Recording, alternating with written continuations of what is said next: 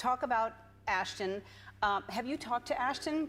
I have. Before this came out? Yes. So you talk, and it's you know, I am friends with Ashton. I am friends with you. Nós somos o futuro das mulheres. Sim. E estou a pensar ter as minhas filhas. E ele chegou à vida dela como um sonho. Tinha 40 anos, a recuperar de um divórcio. Tinha 25. Era charmoso e prometia-lhe o mundo. Mas aquele que começou por ser o romance mais falado de Hollywood terminou no capítulo mais negro de Demi Moore. Agora, aos 62 anos, conta finalmente toda a história. O aborto espontâneo que mantiveram em segredo, os menagens atrozes de que se arrepende e o vício que quase a matou. Foi isso que realmente aconteceu entre Demi e Ashton. Demi Moore nasceu a 11 de novembro de 1962 em Roswell, no Novo México. A sua vida foi difícil desde o início. O pai abandonou-a ainda antes de ela nascer, e a mãe teve dificuldades em cuidar dela. As coisas pioraram quando, aos 15 anos, Demi sofreu uma traição horrível. Nas suas memórias, contou como a sua mãe permitiu que um homem mais velho a magoasse por $500. Deixou cicatrizes emocionais profundas que a acompanharam durante anos. A sua vida familiar era caótica. Os seus pais bebiam muito e a família mudava-se constantemente. Mais de 30 vezes, quando ela fez 14 anos. Demi nunca se sentiu estável ou segura. Aos 12 anos, passou por algo que nenhuma criança deveria passar. A sua mãe tentou tirar a própria vida. Demi teve de tirar os comprimidos da boca da mãe com as mãozinhas enquanto o padrasto a segurava. Aquele momento obrigou-a a crescer demasiado rápido. A escola não era melhor para Demi. Sofria de dislexia e tinha uma condição que exigia cirurgias aos olhos. Aos 16 anos, abandonou a escola e decidiu viver sozinha. Trabalhou em diferentes empregos para se sustentar, incluindo modelagem e cobrança de dívidas. Aos 17 anos, casou com um músico de rock, Freddie Moore, na esperança de deixar o seu passado conturbado para trás. Mas o casamento durou apenas 4 anos. Apesar de tudo, Demi não desistiu. Ela queria um futuro melhor e continuou a lutar. Aos 19 anos, Demi teve a sua primeira grande oportunidade. Foi escolhida para a novela General Hospital, interpretando uma jornalista chamada Jackie Templeton. Mais de 1.000 atrizes candidataram-se ao papel, mas Demi destacou-se. Ela ganhava apenas $750 por episódio, mas este papel foi o início de algo maior. A sua personagem, Jackie, era forte e determinada, o que não era comum nas mulheres na TV naquela época. A prestação de Demi impressionou tanto o público como os produtores. Fora do ecrã, Demi enfrentava um sério problema. Ela lutava contra o vício, farriava muito, muitas vezes durante dias. O seu realizador, Joel Schumacher, interveio quando viu o seu potencial. Ajudou-a a manter-se sóbria, arranjando alguém para a acompanhar o tempo todo durante as filmagens do seu próximo grande projeto, St. Elmo's Fire. Este apoio ajudou-a a mudar de vida. Em 1985, Demi protagonizou St. Elmo's Fire, que se tornou um enorme sucesso. O filme era sobre um grupo de amigos que navegava pela vida adulta e contava com outras jovens estrelas como Rob Lowe e Emílio Estevez. Demi interpretou Jules, uma rapariga festeira com as suas próprias dificuldades, um papel que refletia alguns dos seus desafios da vida real. Mas conseguir o papel não foi fácil. Joel Schumacher fez-lhe um ultimato. Ou ficava sóbria ou perdia o papel. Demi escolheu lutar contra o vício e conseguiu. O estúdio chegou a pagar a alguém para ficar com ela durante as filmagens, garantindo que se mantinha no caminho certo. O filme incluiu Demi no Brat Pack, um grupo de jovens estrelas em ascensão nos anos 1980. Embora o termo não fosse bem aceito pelos atores, trouxe-lhes fama e atenção. A prestação de Demi em Fogo de Santo Elmo abriu-lhe mais portas. Em breve, protagonizou filmes como Sobre a Noite Passada e Ghost, que a tornaram um dos maiores nomes de Hollywood. Anos depois, ainda se fala do Brat Pack. Em 2024, Santé 2024, estreou um documentário chamado Brats, onde Demi e os seus colegas de elenco refletiram sobre essa época. Há até rumores de uma sequela de St. Elmo's Fire, com a esperança de reunir o elenco original, incluindo Demi. Demi Moore tornou-se uma superestrela em 1990 com o filme Ghost. O filme foi um enorme sucesso, arrecadando $505,7 milhões em todo o mundo, mesmo tendo sido feito com um orçamento reduzido de 22 a 23 milhões de dólares. tornou-se o filme com maior receita de bilheteira de 1990 e, na altura, o terceiro com maior receita de bilheteira de todos os tempos. O público gostou tanto que se tornou o vídeo mais alugado nos museus em 1991. Em Ghost, Moore interpretou Molly Jensen, e a sua prestação tocou profundamente o público. A cena da roda de oleiro com Patrick Swayze, ao som de Unchained Melody, tornou-se icônica e ainda hoje é recordada como um dos momentos mais famosos da história do cinema. O seu corte de cabelo curto no filme também se tornou uma tendência global da moda, com mulheres em todo o lado a copiar o visual. O sucesso do filme também teve um lado pessoal para Moore. Enquanto Ghost liderava as bilheteiras, o filme do seu marido, Bruce Willis, Die Hard 2, foi também um grande sucesso. A certa altura, os seus filmes chegaram a ser os dois mais vendidos nos cinemas ao mesmo tempo. Isso só aconteceu com outro casal de Hollywood 34 anos depois. O sucesso de Ghost valeu ainda a Moore uma nomeação para o Globo de Ouro e um Saturn Award de Melhor Atriz, demonstrando o quanto os críticos e os fãs apreciavam o seu trabalho. O filme não era apenas uma história de amor. Misturava romance, comédia e elementos sobrenaturais de uma forma inédita em Hollywood. O seu sucesso provou que os filmes com ideias originais ainda podiam ser grandes sucessos. Isto inspirou os cineastas a tentar narrativas mais criativas nos anos seguintes. Depois de Ghost, Moore continuou a brilhar em papéis importantes. Em 1992, contracenou com Tom Cruise e Jack Nicholson em Questão de Honra. O filme arrecadou mais de 243 milhões de dólares em todo o mundo. E Moore interpretou a tenente-comandante Joanne Galloway, mostrando que sabia desenrascar-se num filme sério e dominado por homens. Em 1993, Moore protagonizou Proposta Indecente, que foi um enorme sucesso de bilheteira, arrecadando quase 267 milhões de dólares com um orçamento de 38 milhões de dólares. O filme fazia uma pergunta provocadora. Uma mulher casada dormiria com um estranho por $1 milhão? Moore interpretou Diana Murphy, e a sua prestação deu início a grandes debates sobre a moralidade nos relacionamentos. Mas o papel também gerou críticas. As feministas defendiam que o filme tratava as mulheres como propriedade. Moore disse mais tarde que a reação negativa que enfrentou durante este período foi um dos momentos mais difíceis da sua carreira. Apesar disso, continuou a assumir papéis ousados, vendo-os como uma forma de desafiar as expectativas da sociedade em relação às mulheres.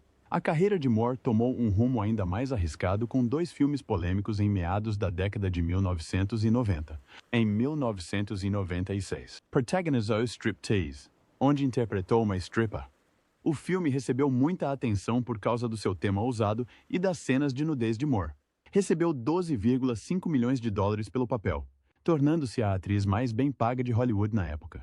Depois, em 1997, Moore protagonizou G.I. Jane. Neste filme, interpretou a primeira mulher a passar pelo treino da Navy SEAL.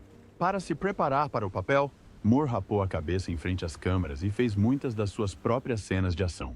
Ela também treinou arduamente, ganhando músculo e reduzindo a sua gordura corporal para apenas 10%. Estes dois papéis mostraram lados opostos de Moore. Em Striptease, abraçou a sua feminilidade e sexualidade, enquanto em G.I. Jane assumiu um papel masculino e de durão. Isto gerou debates sobre os papéis de gênero em Hollywood. A própria Moore refletiu sobre isso, dizendo que interpretar uma stripper irritava as mulheres e interpretar um soldado irritava os homens. Embora estes filmes tenham gerado controvérsia, também aumentaram ainda mais o poder estelar de Moore.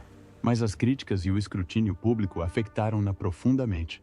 Nas suas memórias de 2019, Moore partilhou que este período marcou o início de um período difícil na sua vida pessoal, com lutas que envolveram o abuso de substâncias e problemas de imagem corporal. A vida de Demi Moore sofreu uma reviravolta significativa quando se casou com o músico Freddie Moore, com apenas 17 anos. Isto aconteceu em 8 de fevereiro de 1980. O casamento não surgiu por amor. Era mais uma forma de escapar à dor de perder o padrasto.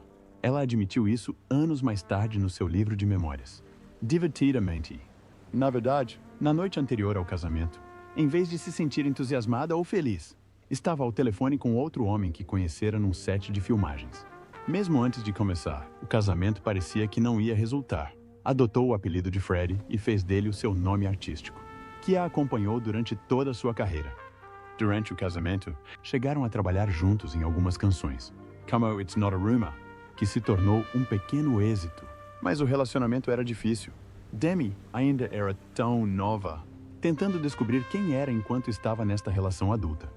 Mais tarde, disse que sabotou o casamento, sabendo, no fundo, que não era correto. O casamento terminou em 1985, mas deixou-lhe uma marca duradoura, moldando a sua visão sobre o amor, a confiança e sobre si própria. No entanto, a história de amor de Demi com Bruce Willis começou por ser algo saído de um filme. Conheceram-se em 1987, numa estreia, enquanto Demi estava noiva de outro ator, Emilio Estevez. A faísca entre Demi e Bruce era inegável. 4 meses depois, estavam em Las Vegas para um combate de boxe quando Bruce a pediu em casamento. Casaram ali mesmo, na hora, a 21 de novembro de 1987. Foi impulsivo, mas resultou, durante algum tempo, tornaram-se um dos casais mais famosos de Hollywood. Bruce era uma estrela em ascensão com Die Hard, e Demi estava a tornar-se uma das atrizes mais bem pagas de sempre.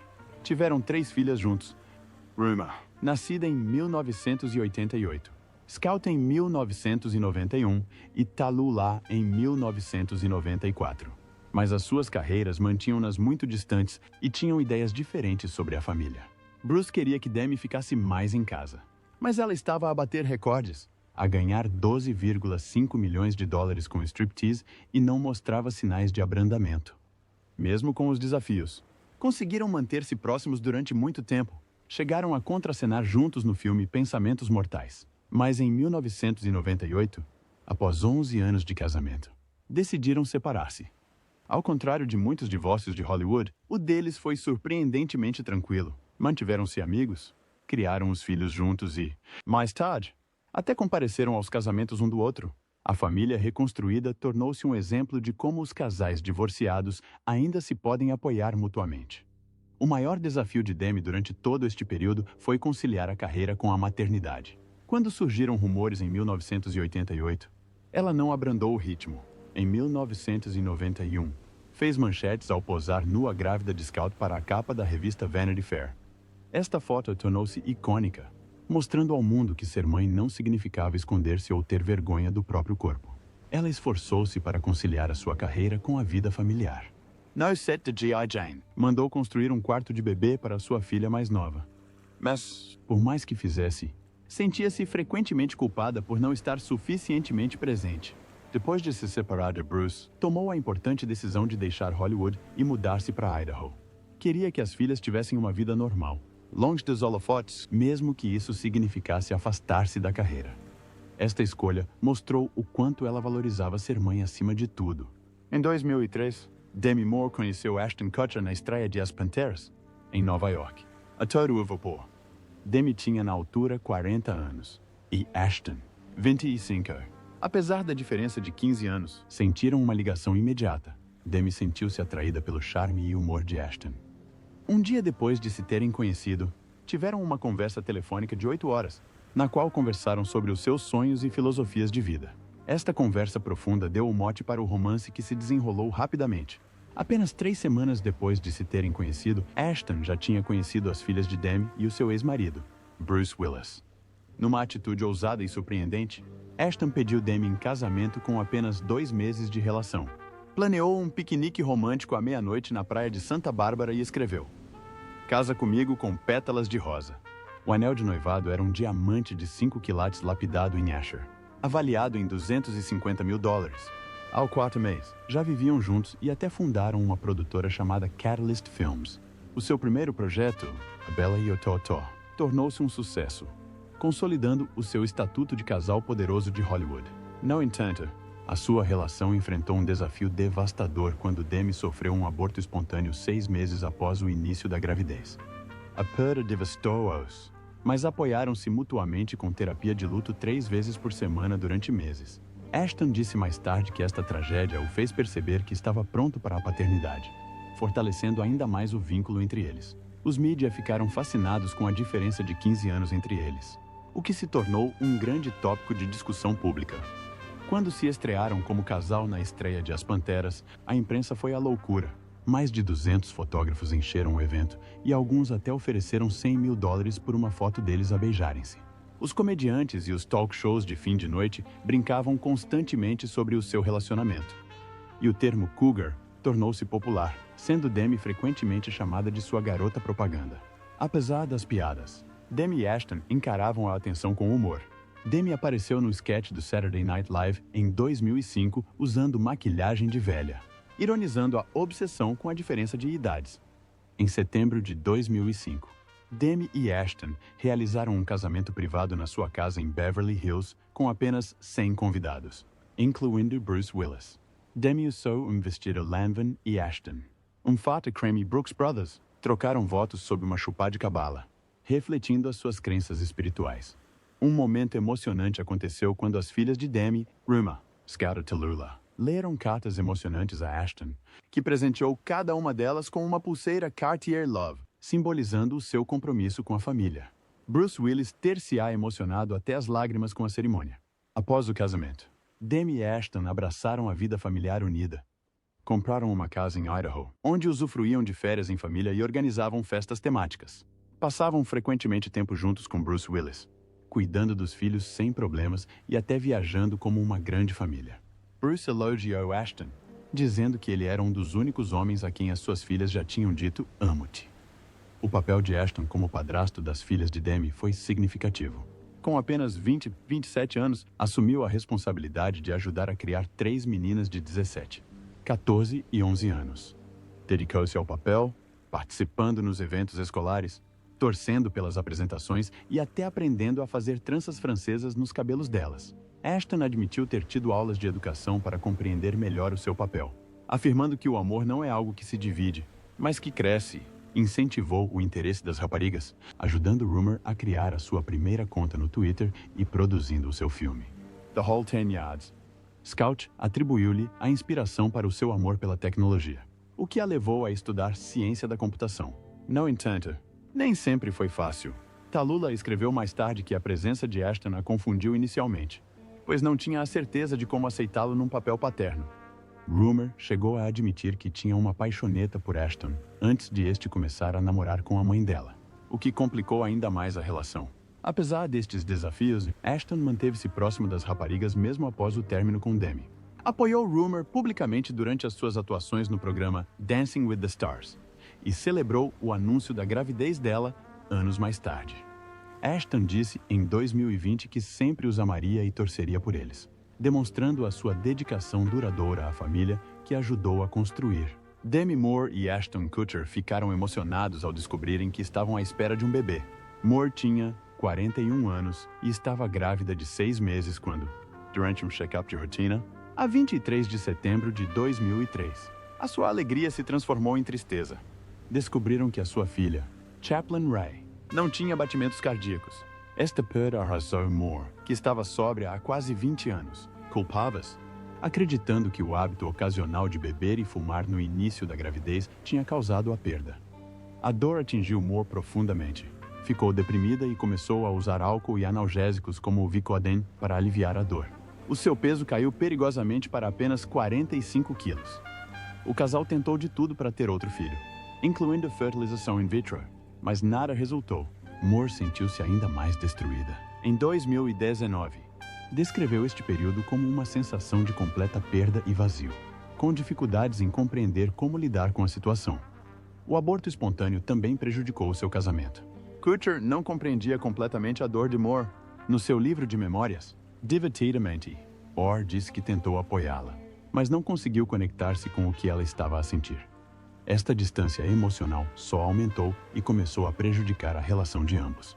Numa tentativa desesperada de salvar o casamento, tentaram coisas insólitas. Moore revelou nas suas memórias que até fizeram sexo a 3 porque Kutcher lhes pediu. Ela queria fazê-lo feliz e concordou, mas isso deixou-a envergonhada e insegura em relação à relação.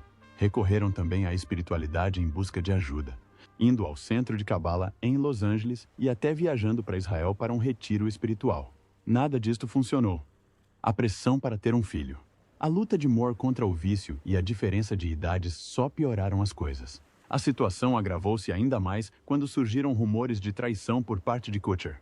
No 6º aniversário de casamento, a 24 de setembro de 2011, Kutcher terá passado a noite com uma mulher de 22 anos, Sarah Leal.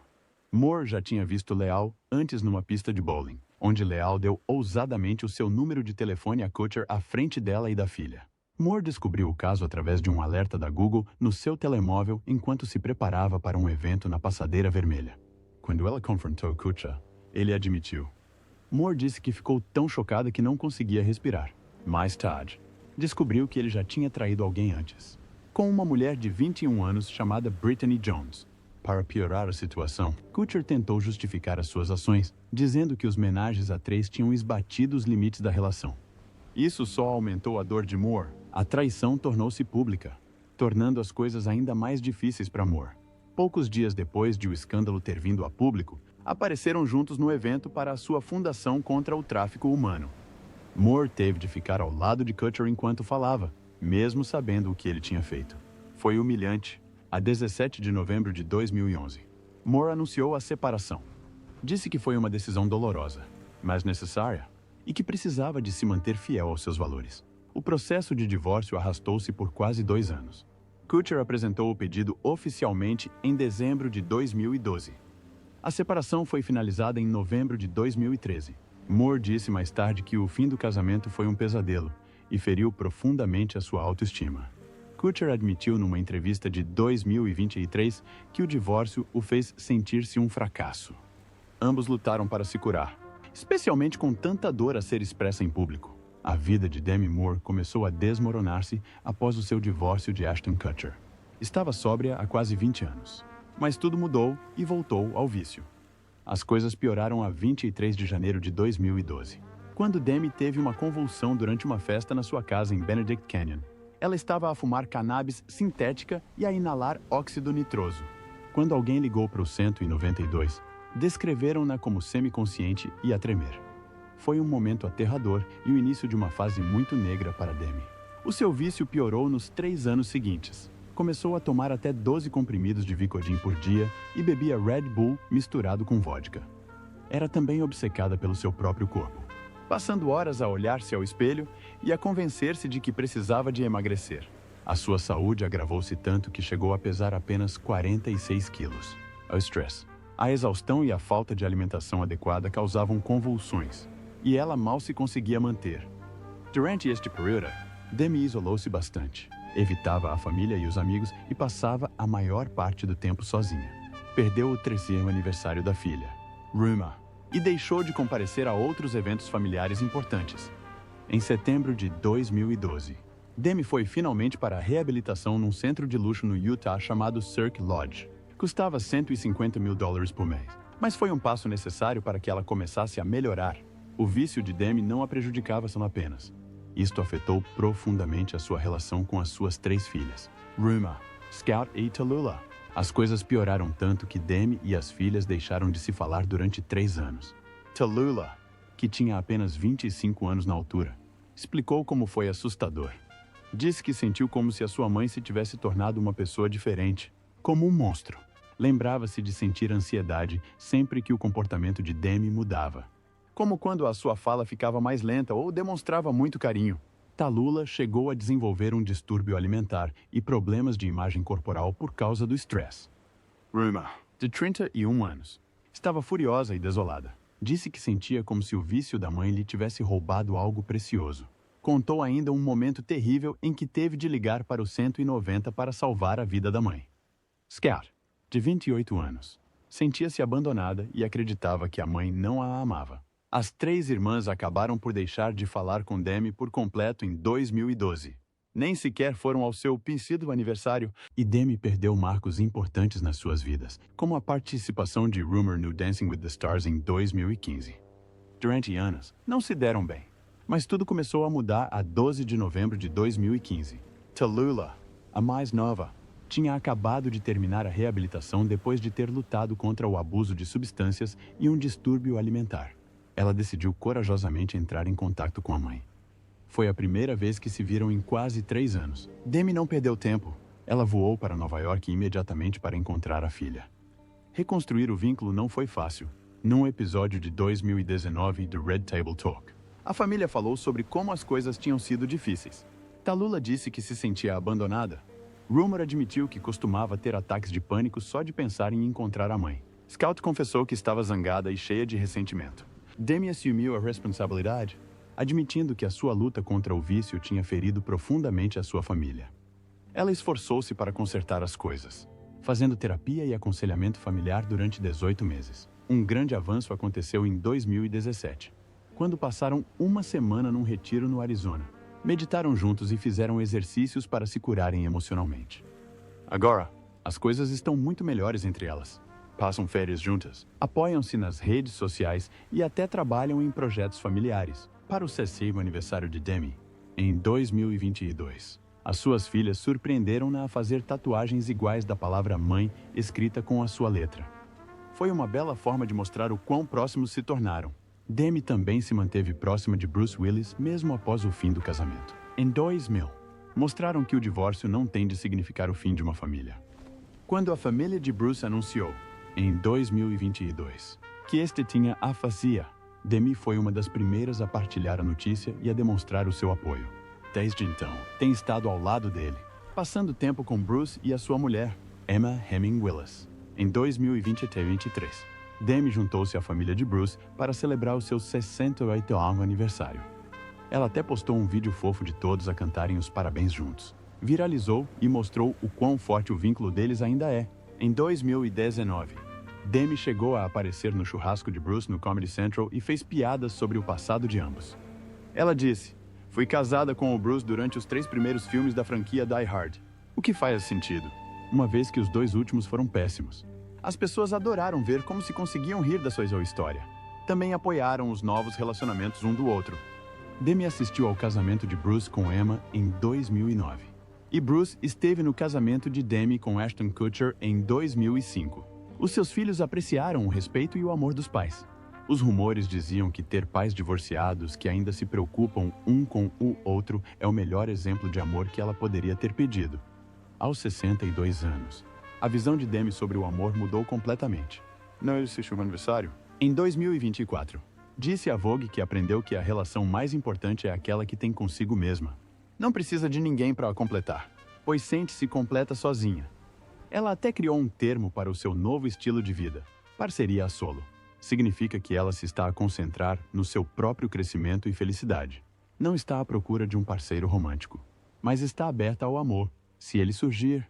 Esta ideia tornou-se tão popular que a hashtag #SoloPartnering se tornou uma tendência online logo após a entrevista. A abordagem de Demi aos relacionamentos também é diferente agora.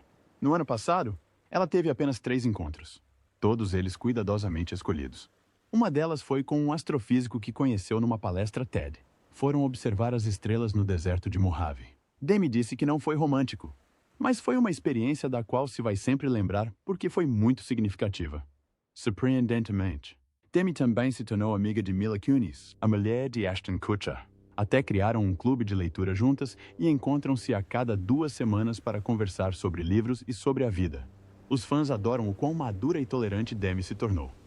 Quanto ao futuro, Demi não descartou o amor, mas agora tem a certeza do que quer. Se ela se apaixonar por alguém, será alguém que acrescenta algo à sua vida, e não alguém que ela sinta que precisa para se sentir completa. E essa pessoa precisa de adorar o seu cão, Pilaf, que é uma pequena estrela do Instagram com mais de 2 milhões de seguidores.